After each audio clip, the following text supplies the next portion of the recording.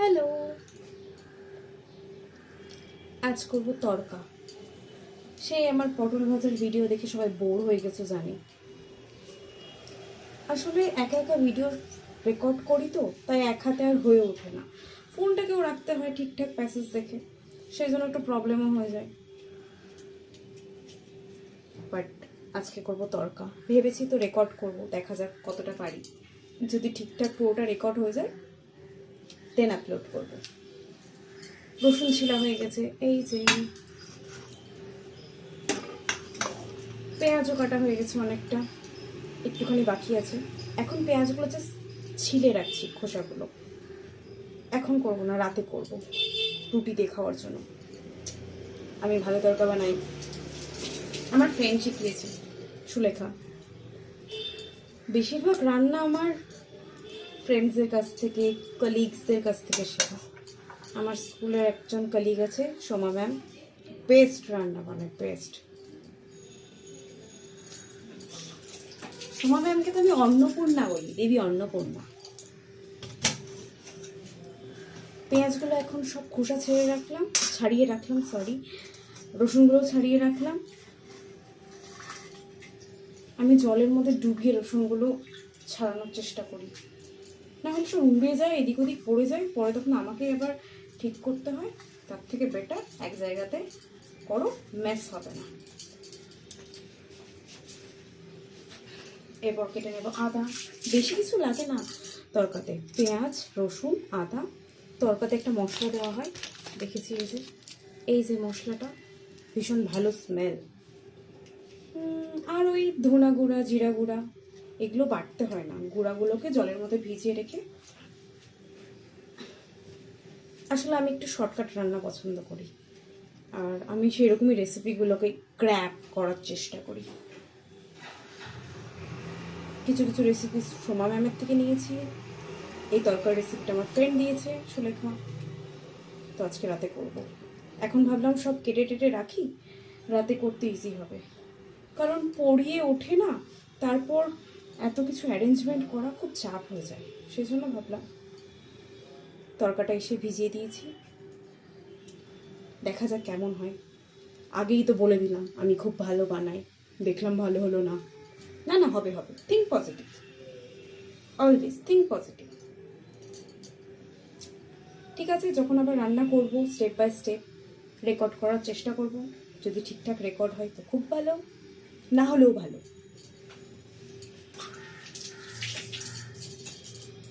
এখনকার জন্য টাটা। এই যে আমার সেই তরকাগুলো ভিজিয়েছি, অনেকটা টাইম লাগবে। এটা ভীষণ হেলদি, অনেক কিছু থাকে, সবুজ মুগ, কলাই, রাজমা, তারপর ছোলার ডাল, মটর, তারপর বরবটির বীজগুলো। যখন এটা ভিজে যাবে পুরোপুরি, তখন আরও ফুলে যাবে। হ্যালো, জাস্ট স্নান হলো। তো এখন আমার ভিডিও রেকর্ড করার কোনো আইডিয়া ছিল না, কোনো ইন্টেন্সও ছিল না।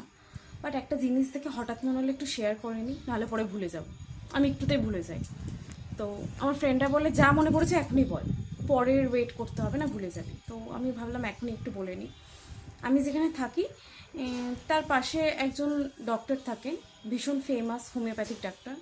আমি নাম নিচ্ছি না, জানি না নাম নেওয়া ঠিক হবে কি না।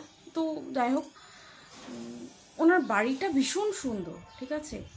তো সুন্দর প্লাস আমি বলতে চাইছি ওনার যে বাড়ির প্রতি যত্ন, সুন্দর এখানে সবারই বাড়ি হয়, কালার টালার করলে যেটা হয়, দোতলা, তিনতলা, একতলা, যেমনই বাড়ি হোক না কেন, সুন্দর করে কালার টালার করলে সুন্দরই লাগে। বাট ওনার যে বাড়ির প্রতি যত্ন মারাত্মক, মানে সেই লেভেলে। ওনার একটা ছাদ বাগান আছে, ঠিক আমার বেডরুম থেকে দেখা যায়। তো ছাদ বাগানটাকে তিনি নিজের হাতে, মানে আমি এখান থেকে দেখতে পাই, রোজ দেখতে পাই, গাছগুলোকে পরিষ্কার করা প্লাস পজিশন চেঞ্জ করা রেগুলার। মানে আমার যখন যখন চোখ পড়ে তখনই আমি দেখি উনি কিছু না কিছু ছাদে করছেন। তো এখন কটা বাজে, এখন প্রায় 1:45 বাজে। তো এখন আমি দেখছি উনি মানে পুরো রেডি আছেন, হয়তো চেম্বার থেকে একটু উঠেছেন, কোনো কাজই হোক না কেন, হয় টিফিন করুক বা যেটাই করুক, লাঞ্চ করুক, যেটার কাজেই তিনি উঠেছেন, তিনি এখন এসে গাছের পজিশনটা চেঞ্জ করলেন। তো আজকের ওয়েদার, রোদ উঠেনি, একদম মেঘলা মেঘলা একটা ওয়েদার, ভীষণ হাওয়া দিচ্ছে। জানি না, আমি গাছের তো নাম জানি না, এত দূর থেকে বোঝা যায় না। আমি দেখাবো কোনো এক সময়, মানে আমার বেডরুম থেকে যতটুকু দেখা যায় ততটুকুই আমি দেখাবো। তো উনি যে গাছগুলোকে ছাঁটাই করা হয়, মানে এক্সট্রা লিভসগুলো যেগুলো কাটা হয়, তারপর যা যা করা হয়, সুন্দর সুন্দর গামলা, খুব ছোট নেই কিন্তু, মানে প্লান্ট বলছি না, ট্রি টাইপের, একটু অনেকটা বড় এরকম হয়েছে সাইজগুলো। তো দূর থেকে দেখতে এত ভালো লাগে। আরও অনেকেরই এখানে বাড়িতে ছাদ বাগান না, গাছ লাগানো আছে, কিন্তু ওনারটা অ্যাকচুয়ালি ছাদ বাগান প্লাস, কি বলবো, প্রত্যেকটা উইন্ডোতে ছোট ছোট আলাদা আলাদা প্লান্ট লাগানো, ব্যালকানিতে লাগানো। দেখে মনে হলো যে বাড়ি সবার সুন্দরই হয়, চেষ্টা করে সবার সুন্দর রাখার, সুন্দর করার, কিন্তু যত্ন, মানে সুন্দর আর যত্নের মধ্যে অনেকটা তফাৎ আছে। তো ওনাকে দেখলে বোঝা যায় যে এত যত্ন করে উনি রেখেছেন, বাড়িটাকেও যত্ন করে রেখেছেন, সাজিয়েছেন খুব সুন্দর করে, কালারটাও ভীষণ সুন্দর, কিন্তু তার যে এই গাছের প্রতি ভালোবাসা না থাকলে এইভাবে আর যত্ন করা যায় না। কোনো কিছুকে যদি আমরা না ভালোবাসি তাহলে আমরা সেটা যত্ন নিতে পারি না, যত্ন করতে পারি না। হঠাৎ করে আমার দেখে মনে হলো যে না, একটু রেকর্ড করে নিই, পরে আমার ভিডিওতে আপলোড করে দেবো। ওকে, টাটা। এই যে বলেছিলাম না তরকাগুলো ভিজে যাওয়ার পর ফুলে যাবে, দেখো সুন্দর করে ফুলে গেছে। তো তরকাগুলো ভিজে যাওয়ার পর প্রেশার কুকারের মধ্যে আমি সব তরকাগুলো নিয়ে নিলাম। ফার্স্টে তো অল্প অল্প করে দিচ্ছিলাম, তারপর কি করলাম, একবারে সব ঢেলে দিয়েছি। তারপর জল দিলাম, জল দিয়ে বসিয়ে দিলাম সেদ্ধ হওয়ার জন্য। এই যে দেখো গ্যাসের উপর আমি চাপিয়ে দিয়েছি। একটুখানি লবণ দিয়ে দিয়েছিলাম, লবণটা আগে দিতে ভুলে গেছিলাম, তারপর আবার গ্যাসটা বন্ধ করে প্রেশার কুকার খুলে তারপর লবণ দিলাম। কম করে 6টা সিটি আমি দিয়েছি, 5টা সিটিতেও হয়ে যায়, 6টা সিটি দিয়েছি। তারপর একরকম আমি মশলা করলাম, পেঁয়াজ, আদা আর রসুন, এগুলো সব একসাথে আমি মিক্সারে মিক্সড করে নিয়েছিলাম ভালো করে। আর কিছুটা আমি পেঁয়াজও কুচি করে রেখে নিয়েছিলাম। এই দেখো পেস্ট আমার হয়ে গেছে। তারপর কড়াইয়ে ফার্স্টে তেল দিলাম, সর্ষার তেল, সাদা তেল দিয়ে ভালো লাগে না খেতে, সেই জন্য আমি সর্ষার তেল দিয়েই করি। সর্ষার তেলের মধ্যে একটু জিরে দিলাম ফোড়ন, জিরেটা বেশি না, অল্প দিলেই হবে। আর দিলাম একটা শুকনো লঙ্কা, 2টো শুকনো লঙ্কা দিলেও হয়। তারপর দিলাম কিছুটা কুচি করা পেঁয়াজ।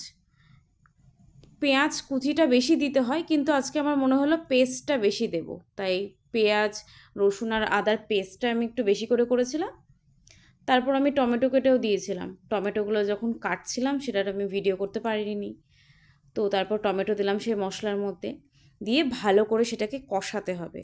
আমার ফ্রেন্ড আছে যে সুলেখা, সে বলে ভালো করে মশলা কষাতে হবে। আর এটা একটা পাশে মশলা করেছিলাম, এটা হচ্ছে সব গুঁড়ো মশলা। এর মধ্যে আছে 1/2 চামচ জিরে গুঁড়ো, 1/2 চামচ ধনে গুঁড়ো, একটু লঙ্কার গুঁড়ো, বেশি যে যেমন ঝাল খায় সে তেমন দিতে পারো, অল্প একটু লঙ্কার গুঁড়ো, আর হলুদটা আমি সেই মশলার মধ্যেই দিয়ে দিয়েছিলাম। এটা প্রায় আমি 0.5 ঘন্টা ভিজিয়ে রেখেছিলাম। গুঁড়ো মশলা ভিজিয়ে রাখলে মা বলে খেতে ভালো লাগে, আর না হলে শুকনো থাকলে একটু মুখে বাদে। তো আমি গুঁড়ো মশলা ভিজিয়ে দেওয়ার চেষ্টা করি, যখন ভুলে যাই তখন তো কিছু করার নাই। এগুলো সব কষে গেছিলো। তারপর সেই মশলাগুলোকে এক সাইডে করে একটু সর্ষার তেল দিয়ে দিলাম।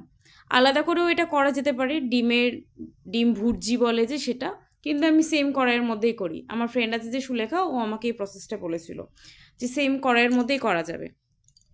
তো এক সাইডে মশলা রেখে আমি ডিমগুলো দিয়ে দিলাম, দিয়ে আস্তে আস্তে, যেহেতু ডিমটা একটু বেশি ছিল কোয়ান্টিটিতে, ওই জন্য ফার্স্টে একটু টাইম দিলাম সেট হওয়ার জন্য। তারপর আস্তে আস্তে খুন্তিটা নাড়তে নাড়তে ডিমটাকে একটু ফ্রাই করার চেষ্টা করছিলাম।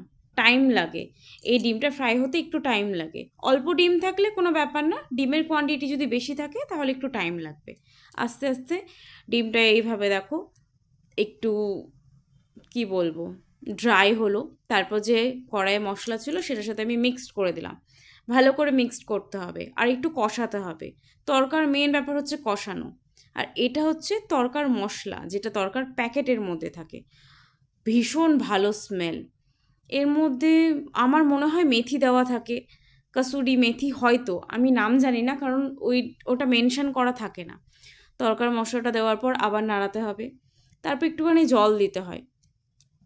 তারপর এই যে সিদ্ধ করা তড়কা, সেটা ফার্স্টে আমি অল্প অল্প করে দিচ্ছিলাম। দুবার দেওয়ার পর আমার আর ধৈর্য ধরলো না, পুরোটা নিয়ে আমি উল্টে দিলাম। কে অত আস্তে আস্তে দেবে, এই দেখো নিয়ে আমি পুরোটা উল্টে দিলাম। তো এই তরকাটা দিয়েও কষাতে হবে, মেন হচ্ছে কষানো। তো কষানোর পর কিছুটা আমি জল দিলাম, অলরেডি আমার ভালোভাবে এটা সেদ্ধ ছিল, তাও একটু দিলাম। তারপর লাস্টে চিনি দিয়ে একটু নেড়ে চেড়ে নিলাম। ব্যাস, আমার তরকারি রেডি।